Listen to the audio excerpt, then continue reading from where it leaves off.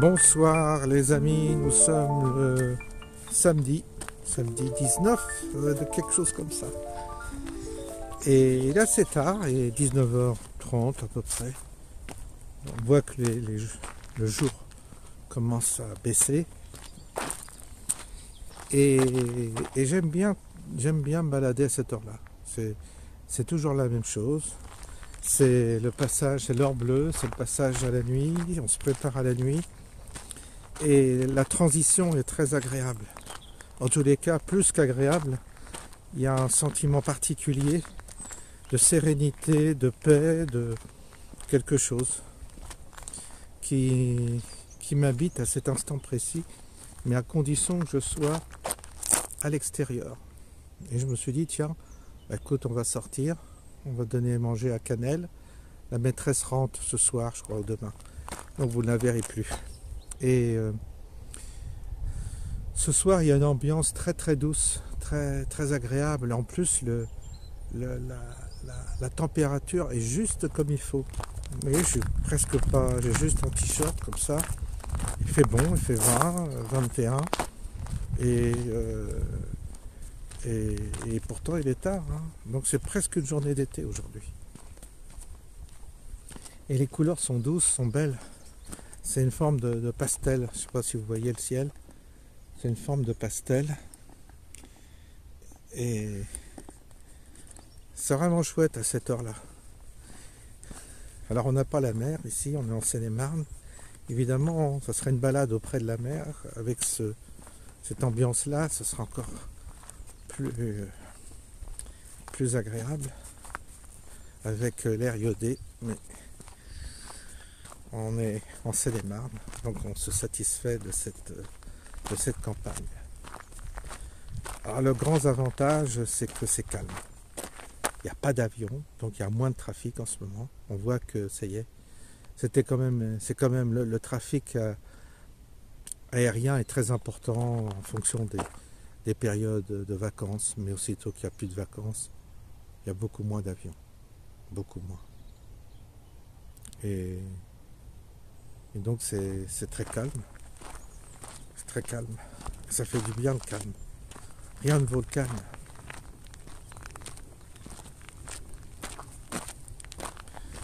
Écoutez, j'ai pas de sujet précis.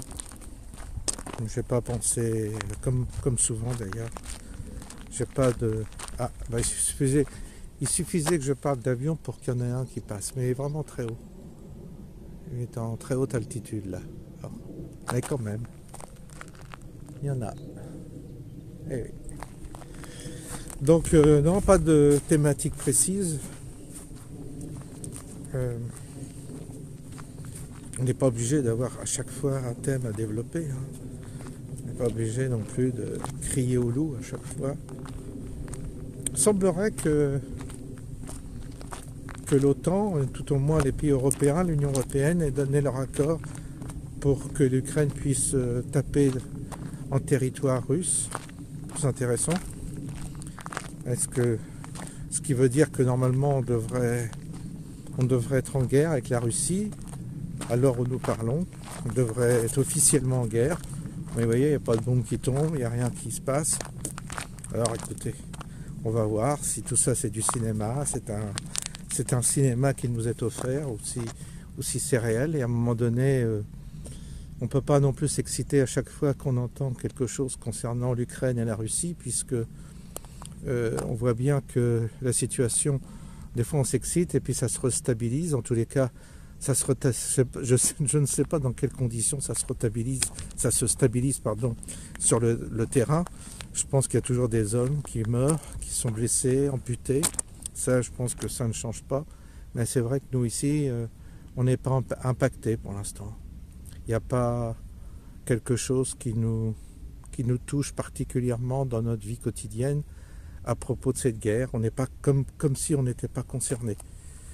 Alors, est-ce que c'est une agitation des médias pour entretenir toujours un climat anxiogène, ou est-ce que vraiment il y a des risques?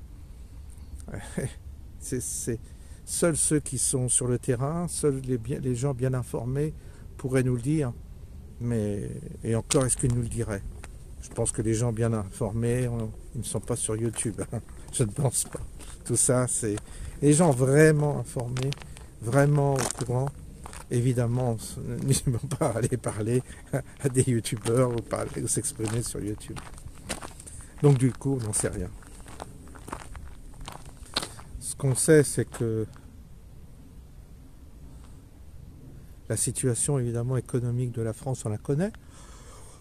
On a déjà évoqué ça, on va pas y revenir. Puis il y a plein de vidéos là-dessus. Maintenant, ça y est, tout le monde.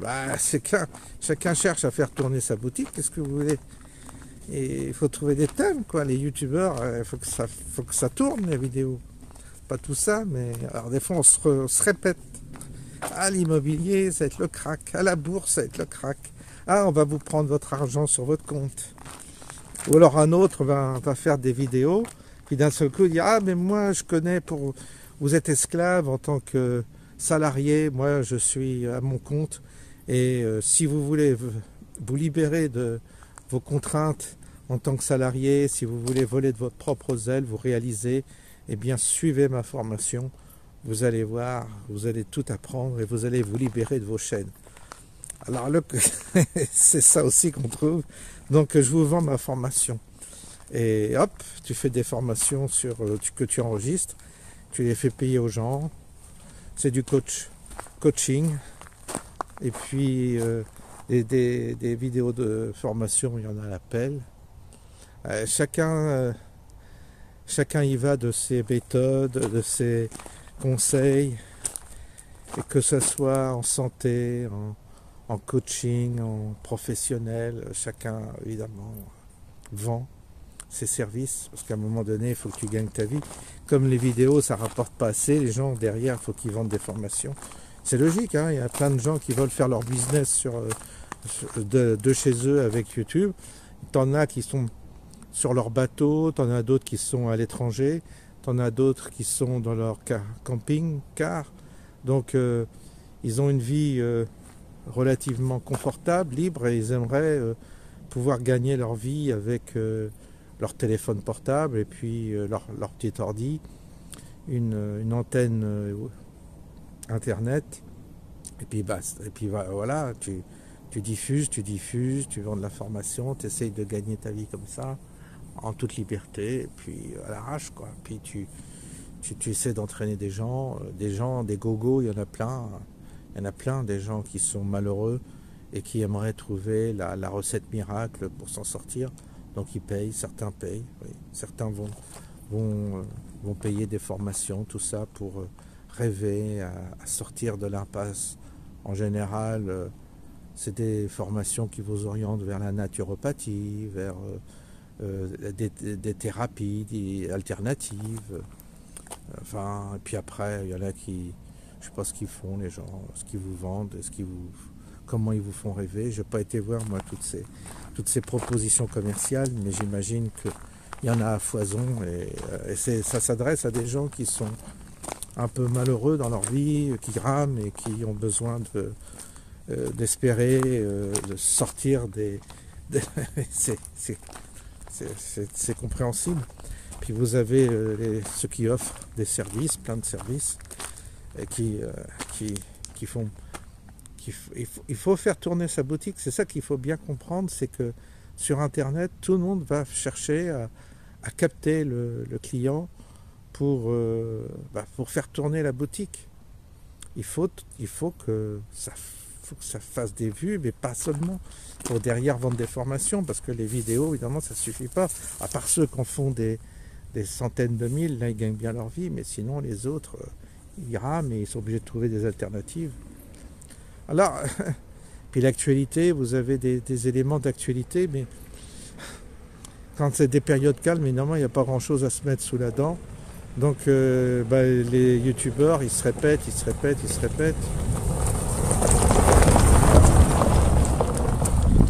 Et donc ça tourne en rond.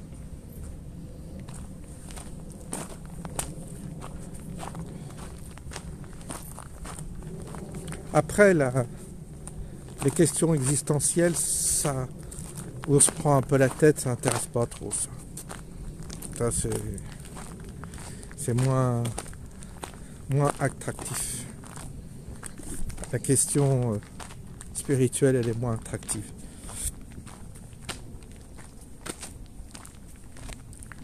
Enfin voilà.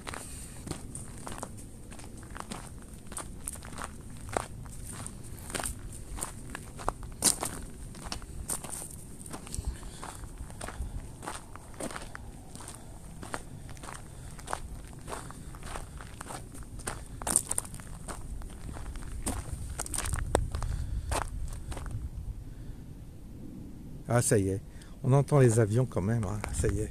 Il suffit que je dise, ben non, il y a moins de trafic aérien, mais finalement, on entend ce fond quand même, là. On entend des... Eh, quand même, il y en a encore un qui passe, là. Ouais. C'est loin, mais bon, on entend. Parce que ce que vous voulez, on ne peut pas tout avoir. Mais on entend, hein. On entend quand même les avions. C'était trop beau pour que le calme... pour que ça dure, le calme. Oui, ben écoutez, qu'est-ce que vous voulez que je vous dise? Vous attendez le nouveau gouvernement? Pas grand-chose à dire. Pas grand-chose. Qu'est-ce que vous voulez faire? Là aussi, ça tourne en rond, ça sert à rien. C'est toujours les mêmes, on revoit les mêmes têtes. Qu'est-ce que vous voulez que ça change? Ils n'ont pas envie que ça change. Je ne suis pas sûr que les Français aient envie que ça change vraiment. S'ils avaient envie que ça change, ils auraient voté autrement. Donc en réalité, on fait semblant, mais on a peur du changement, on a peur que ce soit pire encore. Les gens serrent les fesses. Et les Français serrent les fesses.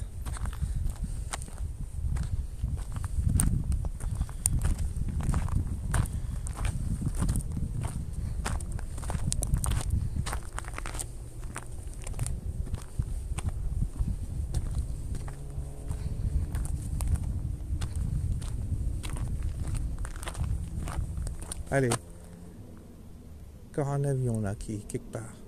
Et ça revient le bruit. Ah oui, bah oui, il est là-haut là. Ah ouais. Ah ouais. Bon bah voilà, c'était la petite balade du soir. Je vous souhaite une bonne soirée, je vous dis bah à bientôt.